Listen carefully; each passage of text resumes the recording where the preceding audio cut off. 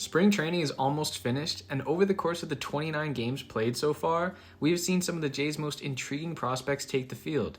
Number one prospect Ricky Tiedemann tossed a near-perfect inning in his first outing, Addison Barger made headlines with his impressive bat, and the fight for the 26th roster spot created an enjoyable past few weeks. But what should we take from the events that have unfolded? I have 4 key takeaways for you in this video, but make sure to stick around for the last one as it applies to what we will see on opening day.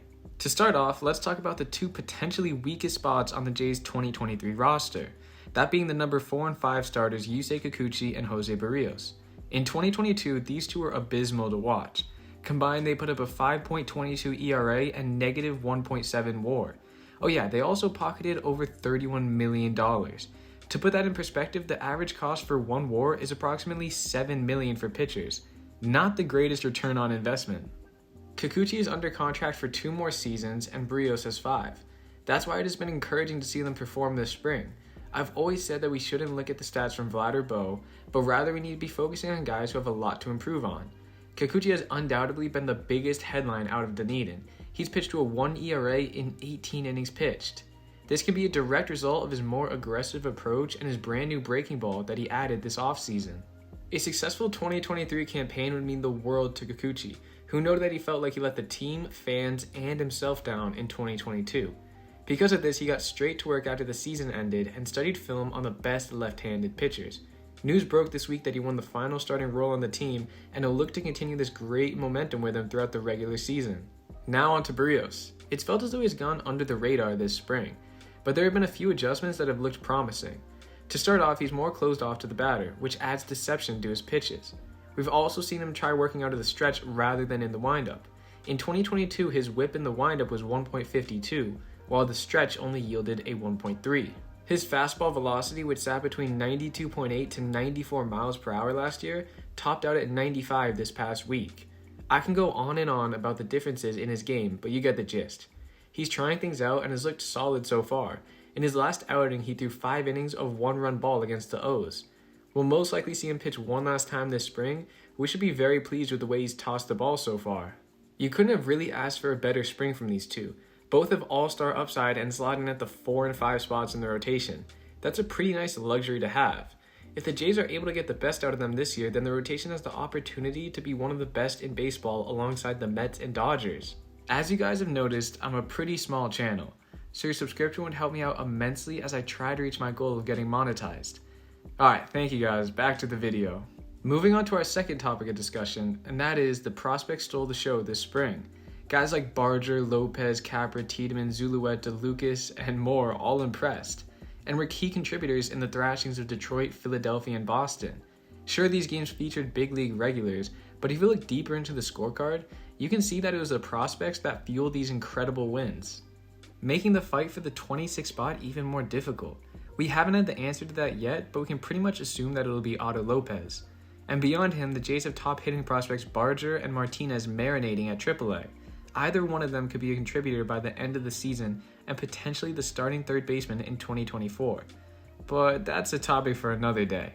And as always, when someone is having success, another one is in the dark. And that guy is Cavan Biggio. With all the success the younger players are having, they're pushing Biggio deeper and deeper into the abyss. This 2023 season will make it or break it for him, because come 2024, Barger and Martinez will most likely be taking up infield spots on the MLB roster. So where will Biggio be? Of course, there are a lot of variables here. If the Jays can't retain Chapman, then Barger or Martinez could go there. But if they do, then second base is the most open spot in the infield. So it begs the question, if Biggio is able to produce his trademark high OBP, then could he be a legitimate trade piece going forward? Nonetheless, this 2023 season will be huge for the future of Cavan Biggio on the Toronto Blue Jays. The Jays have also made some roster cuts, sending Nate Pearson to AAA, putting Zach Pop as the prime candidate to take the final bullpen spot for the injured Mitch White. Pop was acquired last trade deadline with Anthony Bass for Jordan Groshans, and in his first season with the Jays, he posted solid numbers. So it is no surprise the Jays have decided to go with Pop and let Pearson get some reps in at AAA. After all, Pearson was limited to 15 1/3 innings all of last season in the minors, so it's not too much of a shock that Pop, who had a more successful 2022, is getting the spot over him.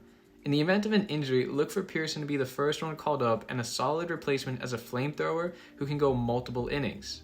And lastly, a quick update on the opening day lineup. Earlier this week, Alek Manoah is named the starter on opening day, and if we line up battery mates, then we can 100% predict Kirk to be the opening day catcher. And since we'll be facing a right-hander in Miles Mikolas, Brandon Belt will slot in the DH spot, pushing Jansen to the bench, which isn't a bad thing. Let's say the Cardinals want to bring in a lefty to face Belt. Well, then the Jays can bring in Jansen. Not a bad option off the bench. We've also seen what a potential opening day lineup would look like this past week when the Jays took on the Phillies. The 1-3 was as expected, but going down the lineup, it went Belt, Kirk, Varsho, Chapman, Merrifield, Kiermaier. I'm surprised they ended up moving Kirk out of the 4th spot, but if this is the opening day lineup, I'll be pleased. Kirk batting cleanup was a little strange to me in the first place, and if Belt, Chapman, or Varsho can produce the type of season we all expect from them, then they should be candidates to take the 4 spot over him. This is the season that something has to happen.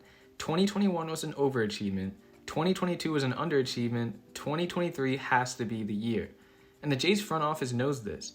We've seen a complete turnaround this offseason. The team has become a lot more professional, getting rid of the home run jacket, bringing in veteran players and coaches, and parting ways with the sloppy defense we unfortunately became accustomed to in the past few years.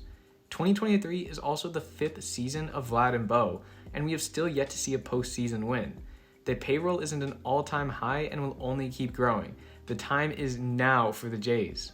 Let me know what you guys have taken away from spring training this year. I'd love to hear your thoughts in the comments below. Like I said, these videos take hours to create, so your subscription would mean the world to me as I try to reach my goal of 1,000 subscribers. After all, I'll be posting 4 times a week all year, and now that baseball season is finally here, there will be more and more to talk about and try to decipher. Thank you guys, and I'll see you in the next video.